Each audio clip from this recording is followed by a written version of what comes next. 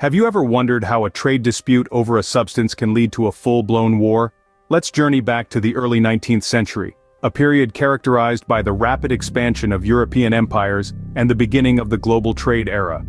One empire in particular, the British, found themselves in a precarious position. They were entranced by the exotic goods of China, especially the coveted tea, but the Chinese needed little of what the British had to offer, leading to a severe trade imbalance.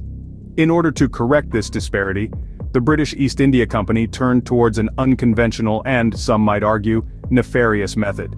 They began smuggling a potent substance into China, a substance that would soon engulf the nation in a cloud of addiction: opium. The opium, produced in British India, was smuggled into China in increasing quantities.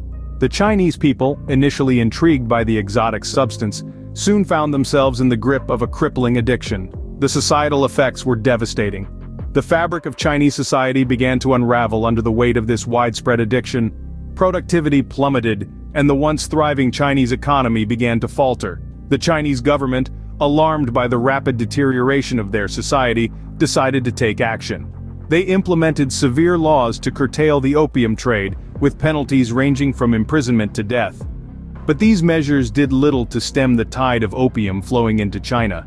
The British, unwilling to relinquish their profitable trade, ignored the Chinese laws, leading to increasing tension between the two nations.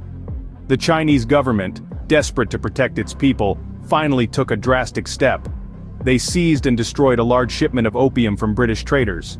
This action, viewed as a violation of international law by the British, was the final straw.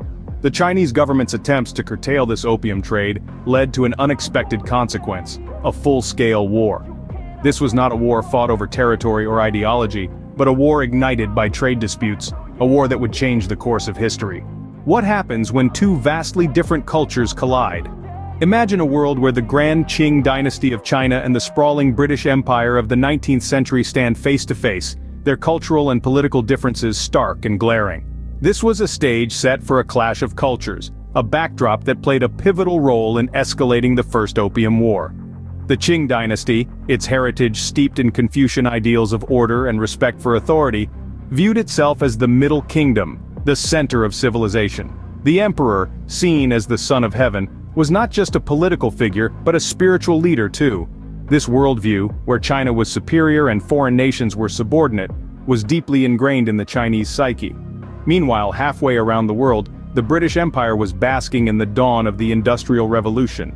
It was an era of progress and expansion, with free trade as its beating heart. Britain sought new markets for its goods, new resources to fuel its industries. The British saw themselves not as subordinates, but as equals, if not superiors, in their dealings with other nations. When these two cultural perspectives met, it was not just a meeting of East and West but a collision of two worldviews. The Qing's traditional hierarchical worldview clashed with the British's modern notions of free trade and equal diplomacy. From the Chinese perspective, the British demands for more trade freedoms were audacious, a challenge to the established order. The British, on the other hand, saw the Chinese restrictions on trade as an affront to their principles of free trade and diplomatic equality.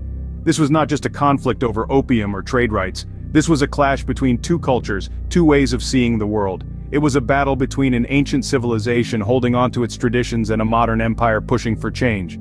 These cultural and political clashes fueled the fire of the conflict, transforming a trade dispute into an all-out war.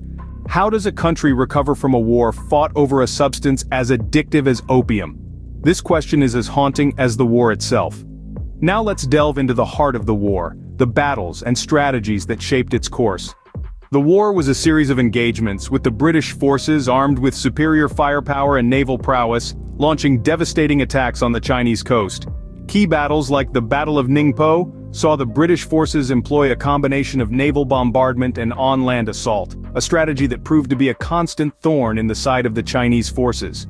The Battle of Xinjiang, the last major conflict of the war, was a decisive victory for the British. The Chinese forces, already depleted and demoralized, were unable to withstand the onslaught. And with that, the war was essentially over, leaving in its wake a trail of devastation and a nation grappling with the consequences of defeat.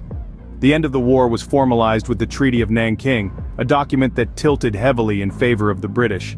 The treaty forced China to cede Hong Kong to Britain, marking the start of a century-long British rule over the island. But the treaty did more than just change the map. It forced China to open 5 of its ports to foreign trade, a move that further exposed the country to the influence and indeed the control of foreign powers. This, coupled with a hefty war indemnity, left China economically and politically vulnerable. And so, China found itself in a state of recovery, not just from the physical destruction of the war, but from the political and economic ramifications of the Treaty of Nanking. It was a recovery that would take years, even decades, and the reverberations of which can still be felt today. The Opium War left a lasting impact on China, reshaping its history and changing its trajectory. This war, fought over opium, was more than just a conflict.